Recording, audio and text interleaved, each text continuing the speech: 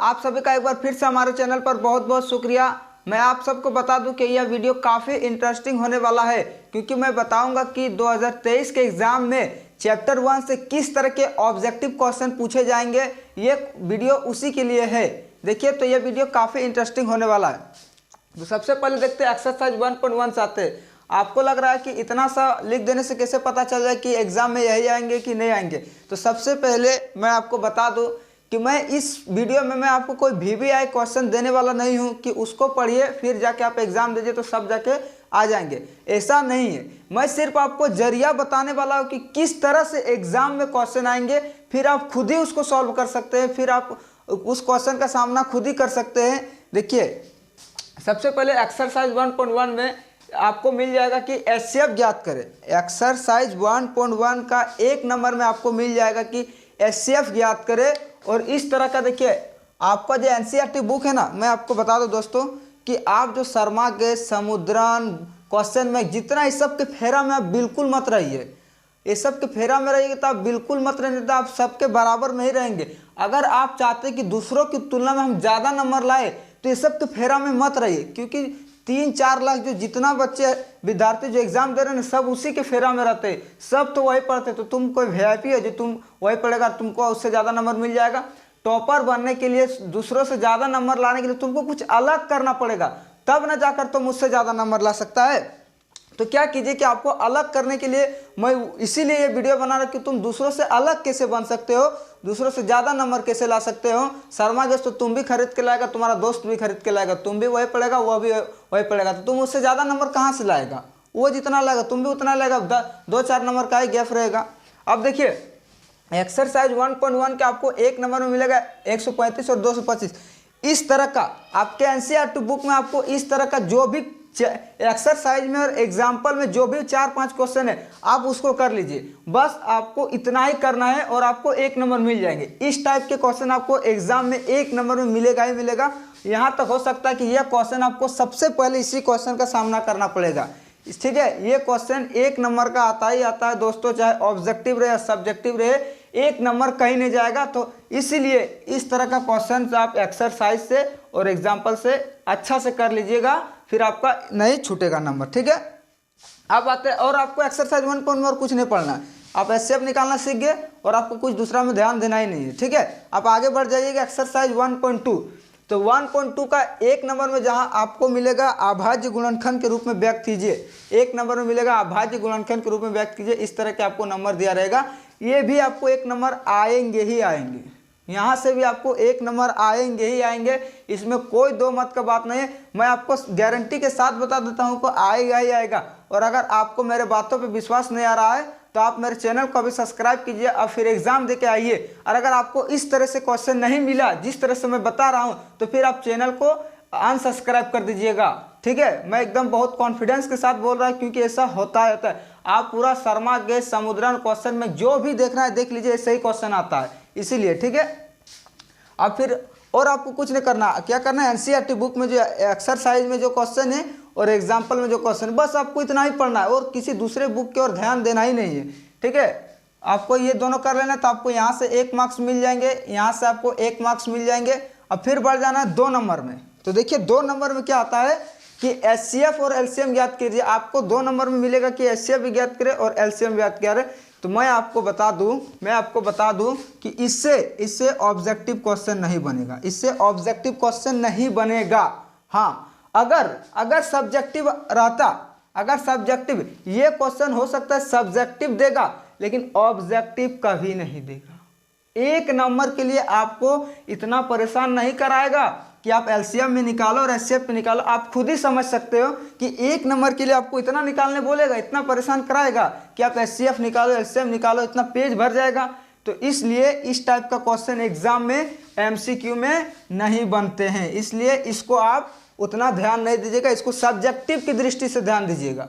अगर सब्जेक्टिव है तो आपको इस क्वेश्चन को आपको उस तरह से पढ़ना है, सब्जेक्टिव में कि आप कैसे बनाएंगे, नहीं बनाएंगे।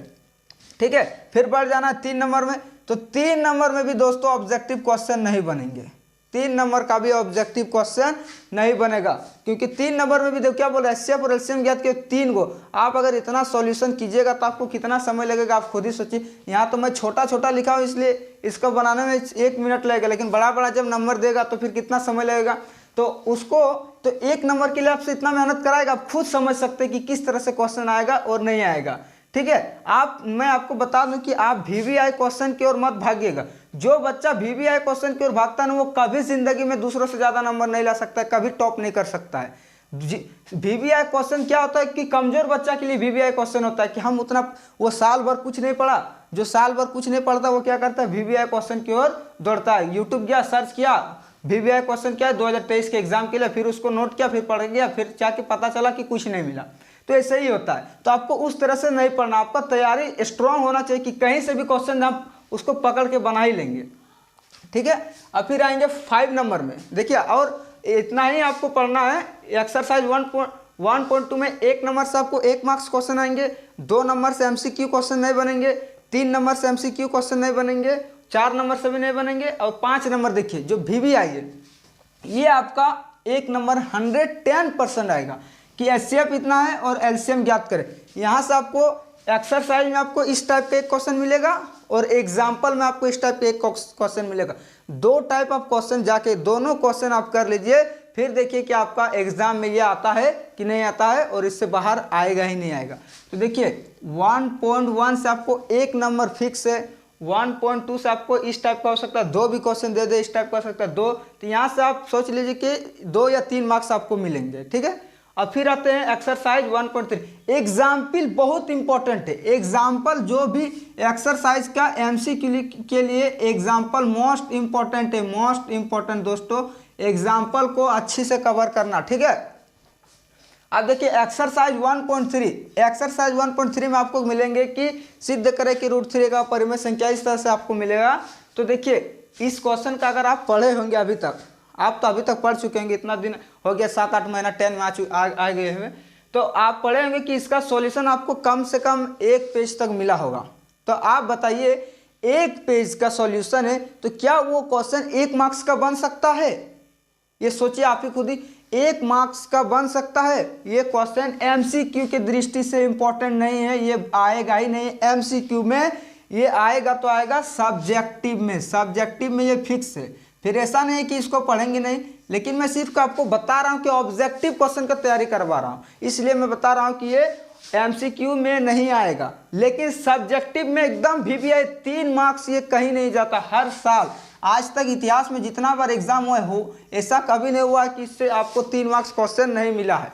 ठीक है, ये फिक्स रहता है कि √3 या तो कोई भी √2, √5, 3 + 2 √2 का परिमेय संख्या सिद्ध करें। ऐसा इतिहास में कभी नहीं हुआ है, जैक बोर्ड में खासकर, कि इस क्वेश्चन को ना पूछा हो। तो ठीक है, इस क्वेश्चन को इसलिए बहुत ही बढ़िया से आपको कर लेना है, फिर आपको देखिए नंबर कैसे मिलेंगे। अब फिर आते हैं एक्सरसाइज 1.1 से।